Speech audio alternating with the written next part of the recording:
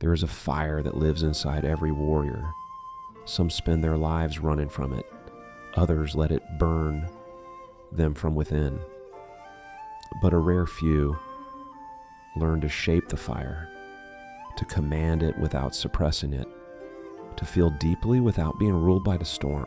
This is the forgotten art, the ancient system whispered through temples, carved into the lives of monks and swordsmen, and carried in silence by those who walk the long path alone. Our story begins with a young warrior, a man skilled with the blade but defeated by his own emotions. He fears not the battlefield but the uncontrollable flame of anger, doubt, and longing inside his chest, a flame that threatens to consume the very spirit he hopes to master. When fate leads him to an enigmatic mentor known only as the Ashen Monk, his training shifts from steel to soul. What follows is not a tale of conquest, but of inner transformation, a pilgrimage through fear, discipline, presence, and the quiet mastery of the self. This is the warrior's secret path to mastering emotional fire. And if you listen closely, you may find that this path is also yours. Chapter 1, The Flame That Betrays. The tale begins on a night when victory should have tasted sweet. Riku walked through the gates of his village with the quiet pride of a warrior who had survived yet another battle. His armor glimmered with streaks of dried mud and faint traces of blood, marks of conflict, not glory. The villagers greeted him with restrained respect.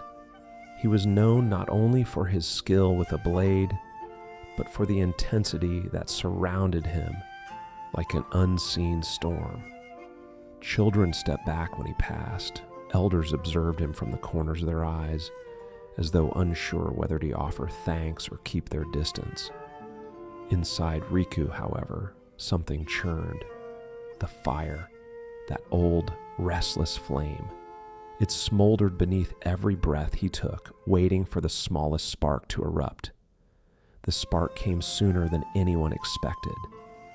At the well, two villagers argued over a simple misunderstanding, and one, in frustration, bumped into Riku without noticing who stood behind him. It was nothing, a brush of the shoulder, a muttered apology. But the heat in Riku surged like hot metal, meeting cold water. His chest locked, his vision narrowed. He seized the villager by the collar and slammed him against the wall before anyone could react. His roar echoed through the square, raw, instinctive, disproportionate. Children cried out. The elders froze. Even Riku, in the split second after, saw what he was doing as though watching another man's hands. It took 3 others to pull him away.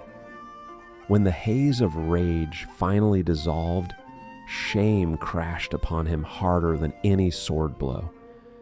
He had survived enemies on the battlefield, yet he could not withstand the enemy within. That night, he walked alone toward the mountains. The villagers whispered behind him, "A warrior who cannot govern himself is more dangerous than any foe." Riku carried their words like stones in his gut. The mountains welcomed him with cold air and ancient silence. Pines rose like sentinels. The wind carved through the narrow paths with the voice of old spirits.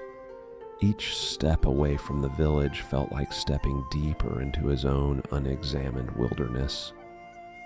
Hours passed before he sensed he was not alone.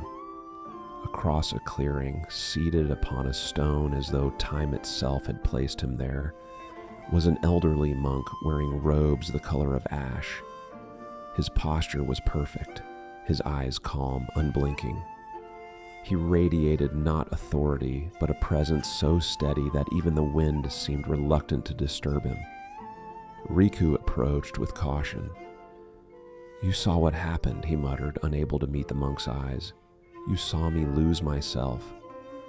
The monk nodded once, as if acknowledging a simple fact of nature. I did, the monk replied, voice soft yet weighted like river stone. But more importantly, I saw the fire that rules you. Riku clenched his fists. It is weakness. No, the monk whispered. It is power without discipline, a wild horse pulling a broken cart. Riku lifted his gaze, struck by the clarity in the monk's tone. I fear it, Riku admitted, more than I fear death. The Ashen Monk closed his eyes briefly, listening not to Riku's words, but to the deeper truth beneath them. Good, he said. Fear is the invitation. It means you stand at the threshold of transformation. Riku exhaled slowly. Something inside him, something long locked, uncoiled. The monk stood. Come, he said. Your battle is no longer with the world. It is with the untamed spirit within you, and until you face it, no sword, no victory, no honor can save you.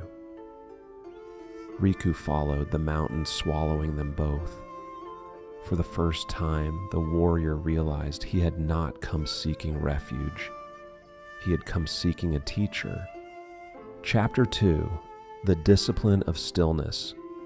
The mountains are not kind to those who rush. Dawn rose slowly over the ridges, bleeding pale gold into the mist. The air was thin, sharp, honest.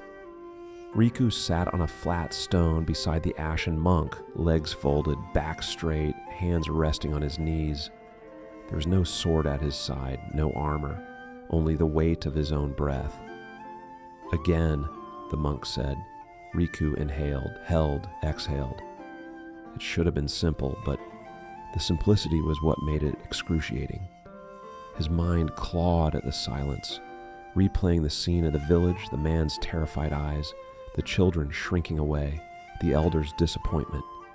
Each thought was a spark, each emotion a flame.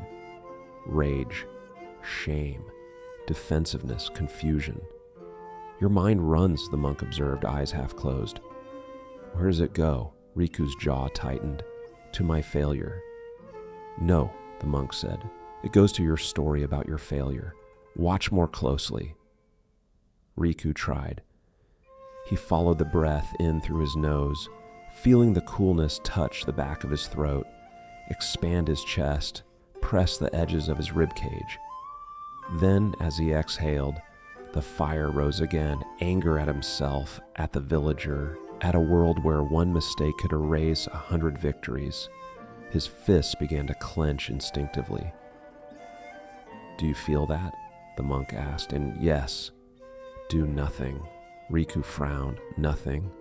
Nothing, the monk repeated. Do not suppress it. Do not feed it. Do not justify it. Let the flame appear in the space of your awareness and simply watch. To a warrior trained to strike, to block, to move, this order was a kind of torment.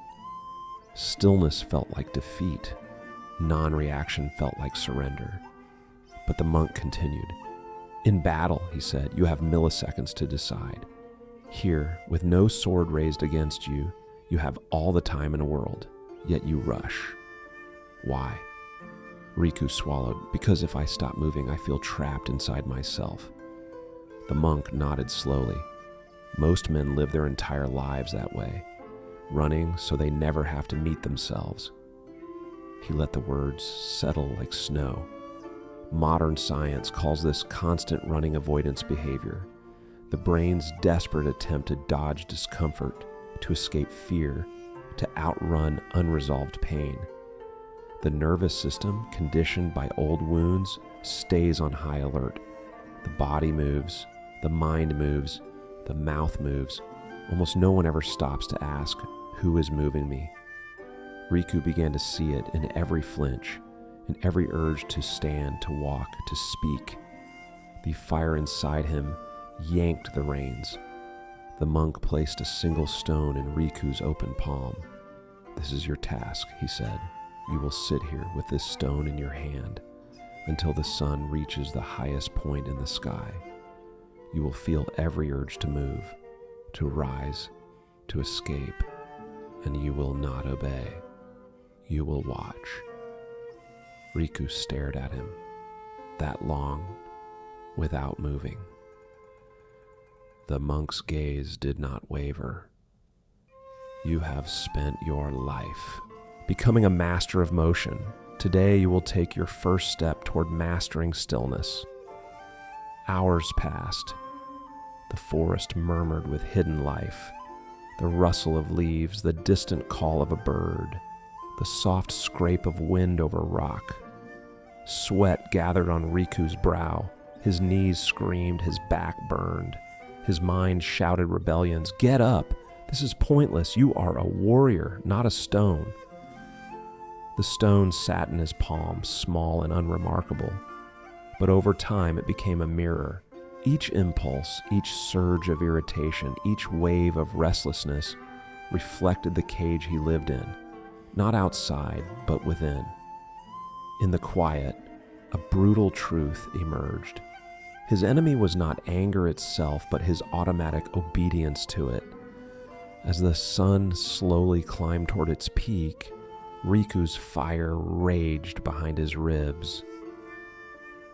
Yet for the first time, he did not move. Chapter 3, Walking into the Fire. There comes a moment in every warrior's path when silence is no longer enough, when stillness must give way to confrontation, not with the world, but with the shadows carried within. For Riku, that moment began at dusk. The Ashen Monk led him through a narrow valley where the rocks were stained black from old forest fires. The air smelled faintly of charcoal, as though the earth itself remembered every flame it had endured. Riku followed quietly, unsure of the lesson awaiting him. At the valley's center stood a circle of scorched earth. The monk stepped into it. "Sit," he said. Riku obeyed. The wind died, the sky dimmed. It felt as though the world itself held its breath. "Riku," the monk said, "you have learned to watch the flicker of emotion. Now you must walk into its fire." Riku felt his chest tighten. "I don't understand." "You will," the monk replied. "Close your eyes." Riku did. "Tell me," the monk murmured, "when you felt rage in the village, what did it protect you from?" Riku hesitated. "Protect? Rage didn't protect me. It humiliated me." "No," the monk said calmly. "Every emotion has a purpose. Rage is a shield, a cry, a mask. What did it hide?" Riku searched the dark behind his eyelids. Images flickered, faces, voices, memories he had buried beneath years of training. A boy standing alone while other children taunted him for being fatherless. A young man mocked for crying on the day his mother died. A soldier shaking with fear before his first battle. And in every memory, the same pattern, a flame rising to keep the world from seeing his wounds. "It hides my weakness," Riku whispered. "Wrong," the monk said gently. "It hides your woundedness. Weakness and woundedness are not the same. One is a lack of strength. The other is a place not yet healed." Riku's breath shook. The monk stepped behind him, voice low and steady. "Emotion is not an enemy, Riku. It is a messenger, a torch. But because you feared the message, you tried to extinguish the torch. And so the fire grew wild." A silence settled, heavy, ancient. Then the monk said the words that pierced deeper than any blade. "Now, go to the moment you fear most." Riku's heart hammered. His instinct was to run, to stand, to open his eyes, to escape. But the discipline of stillness held him captive. The training had worked, he did not move. A memory rose unbidden, not of battle, not of loss, but of a quiet night in his childhood home. His mother coughing violently, her hands trembling as she tried to calm him. Riku clutching her sleeve, begging her not to leave him as his father had. And the moment she collapsed, her breath fading. Riku had screamed not in grief, but in terror. It was the first time he ever felt the fire, and he had spent his life running from it. Emotion surged through him. Heat, grief, abandonment, fear. His throat tightened. Sweat streamed down his temples. For a moment he could not breathe. The monk's voice cut through the storm. Do not flee, do not fight, walk into it, slowly, gently, as a warrior who knows the blade cannot kill what he refuses to meet. Riku let himself fall deeper into the memory.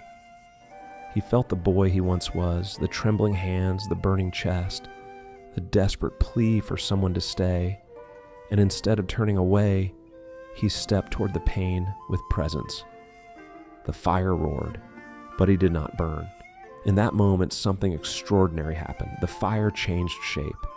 It softened, it clarified. It became grief, not rage, fear, not fury, love, not violence. Emotion untangled itself when he finally allowed it to be seen. The monk bent close and whispered, "This is how you master the fire, not by control, not by dominance, but by understanding its true form." Riku's breath steadied, his heart quieted. For the first time in his life, he sat in the flame of his own suffering and remained whole. Chapter 4. The path of the unshaken mastery is not proven in solitude. It is revealed in the world, amid noise, conflict, and the unpredictable rhythm of human hearts. After weeks of internal training, the Ashen Monk led Riku down the mountain trail. The air thickened with the scent of pine and distant hearth smoke as the village came into view. Riku felt his breath tighten, not from fear of the people, but from the uncertainty of who he would be among them now. "Remember," the monk said, "the world will test you not to break you, but to confirm your transformation." Riku nodded, though a quiet tremor moved through him. Transformation felt fragile, like thin ice over deep water. They entered the village square. Voices fell, eyes turned. Some villagers stepped aside instinctively, recalling the last time they saw him, the roar, the violence, the wild flame in his eyes. Shame tugged at Riku's chest, but he did not bow beneath it. Instead, he breathed, letting the air move through him like a slow river. Then came the test. A group of men were arguing fiercely near the well, the same well where Riku had lost control. One man shoved another, and in the motion his elbow struck Riku's shoulder. A perfect reenactment of the past, a perfect spark. The village held its breath. Riku felt the shift instantly, a tightening in his ribs, a heat at the base of his throat, the old flame stirring with memory. But now, he recognized the rise of emotion not as a command but as a signal, a messenger as the monk had taught. He did not react. He acknowledged the flicker of irritation, traced its shape, then let it settle like embers cooling in the night. The man spun toward him, eyes wide. "Riku, I'm sorry, I didn't..." "It's all right," Riku said calmly. 2 words, simple, unforced. Yet the village felt them like a tremor of earth. The Ashen Monk watched without speaking, his expression unreadable, though a faint smile tugged at the corner of his mouth. Another conflict erupted nearby. 2 merchants shouting over a disagreement about supplies.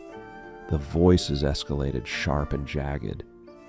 Normally, Riku would have felt pulled into the tension, compelled to intervene with force. But today he approached differently. He stood between them, not towering, not threatening, simply present. His stillness carried a gravity that both men felt immediately. They lowered their voices, staring at the ground as though ashamed of their own agitation. Presence, Riku realized, was a form of leadership, not through authority, but through resonance, The monk later explained it in modern terms. When your nervous system becomes regulated, it reshapes the nervous systems of those around you. This is not mysticism, it is biology. Calm is contagious. Riku absorbed the truth quietly. The villagers began approaching him hesitantly, offering greetings, asking if he had returned to stay. Their eyes no longer held fear, but a cautious curiosity, as though trying to reconcile the man before them with the memory of the man he had been. A child tugged his sleeve. A small boy who once hid from him now looked up with wide, hopeful eyes. "Are you still angry, Riku?"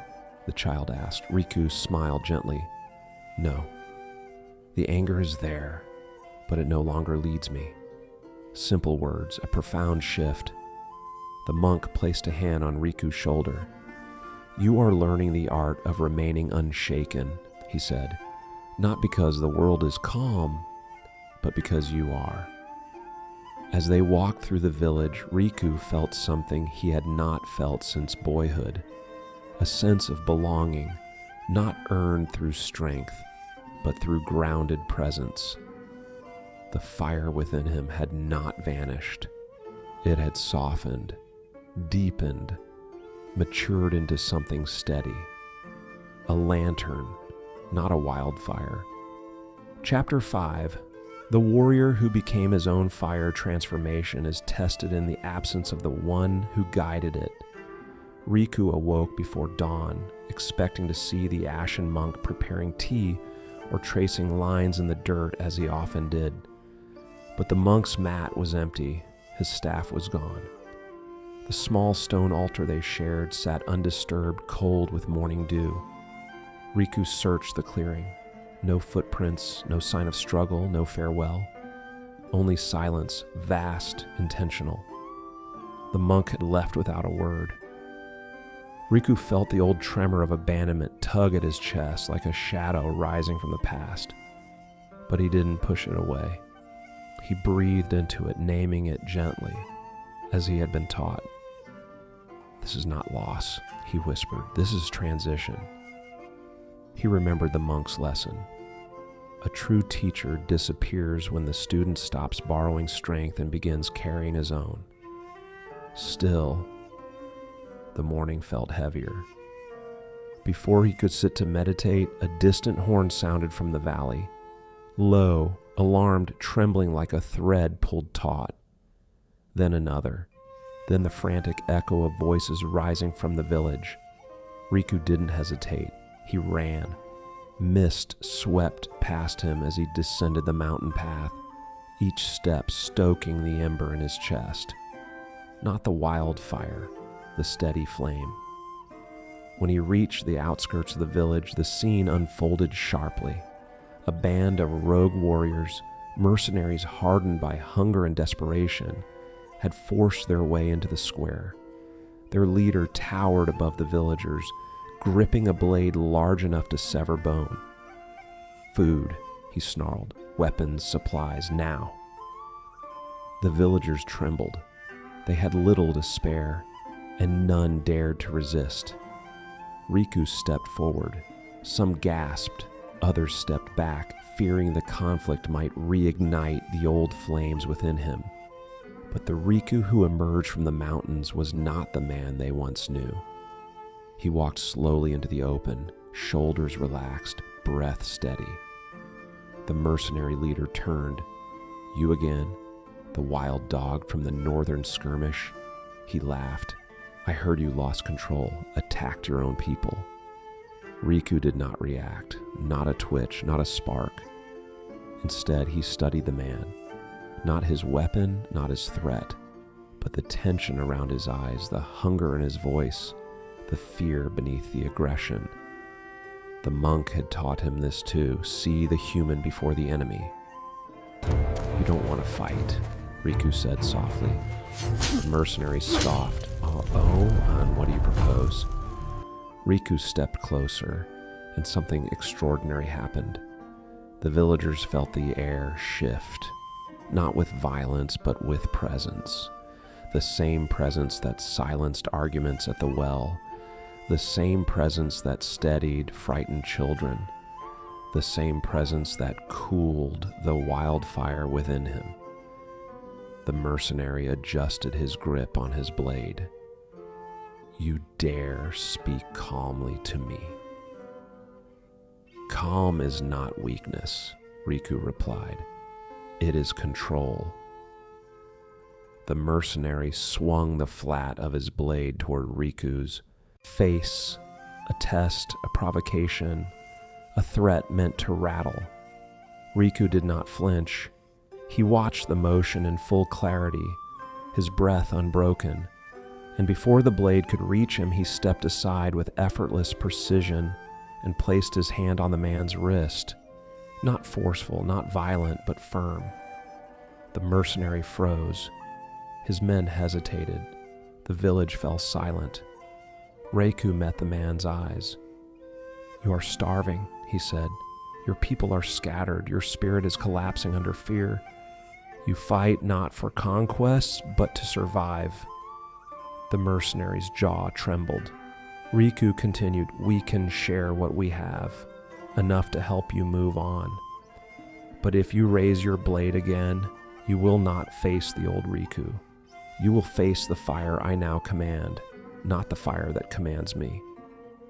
Something in his voice, steady, grounded, unwavering, pierced deeper than any threat. The mercenary lowered his blade first. His men followed. And slowly, like snow melting under a rising sun, the village breathed again. Riku stepped back, his spirit calm, his fire controlled. The villagers gathered around him, not with fear, but with gratitude, a new kind of respect born not from strength, but from stability. He realized then what the monk had intended all along. The final lesson wasn't learned in training, but in acting alone. The Ashen Monk had not abandoned him. He had graduated him. If Riku's story felt a little too familiar, if you felt that same fire inside you, anger, shame, intensity, controlling you instead of serving you, then this isn't just a story. It's a mirror. Subscribe to Presence and Purpose for more warrior stories that teach you how to feel deeply without being ruled by your emotions. Like this video if it sparked something inside you. And comment below, "I will master my fire, not hide it." Your emotions are not the enemy. Your unconscious obedience to them is. Let's train out of that together.